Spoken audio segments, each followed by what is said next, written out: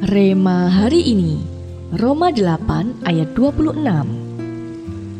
Demikian juga Roh membantu kita dalam kelemahan kita, sebab kita tidak tahu bagaimana sebenarnya harus berdoa, tetapi Roh sendiri berdoa untuk kita kepada Allah dengan keluhan-keluhan yang tidak terucapkan.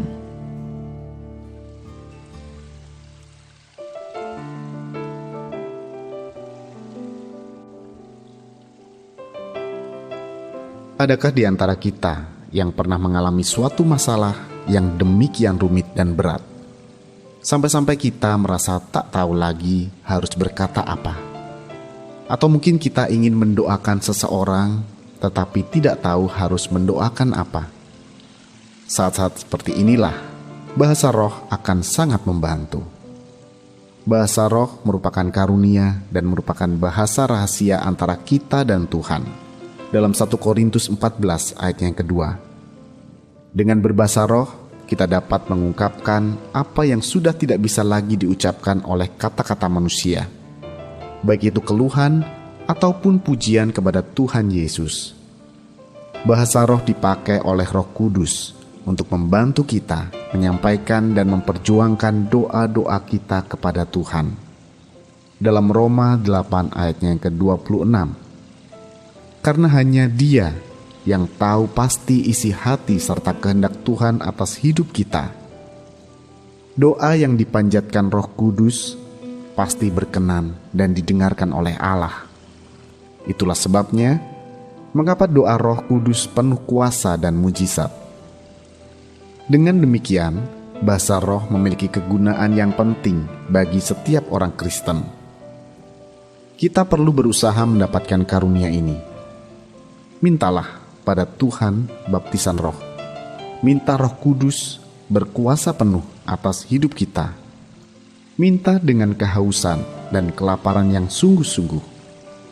Bila sudah mendapatkan karunia bahasa roh, sering-seringlah digunakan untuk doa pribadi dan doa syafaat. Makin sering kita gunakan, maka roh dan iman kita akan makin dikuatkan. Bagi yang belum mendapatkan karunia ini, jangan berkecil hati. Sebab bukan berarti kita belum dipenuhi Roh Kudus atau kurang beriman. Tetapi bahasa roh hanya merupakan tanda. Dalam 1 Korintus 14 ayatnya yang ke-22.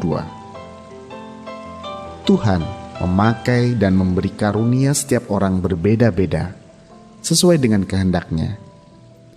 Namun tetaplah berusaha memintanya, karena karunia-karunia roh ini sebenarnya sudah tersedia bagi kita. Hanya tergantung seberapa haus dan laparnya kita akan dominasi Roh Kudus dalam hidup kita. Apakah Anda sudah bisa berbahasa roh? Ingatkah kapan dan bagaimana Anda mendapatkannya? Bila belum, apa yang menghalangi dan apa yang dapat Anda lakukan untuk mendapatkannya? Mengapa bahasa roh penting dan berguna?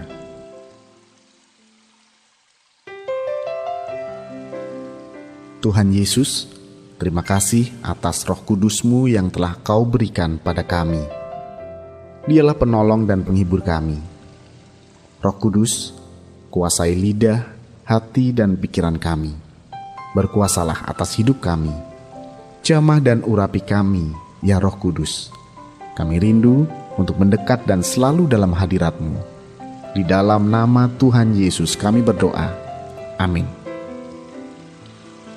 Doa Roh Kudus penuh kuasa dan mujizat.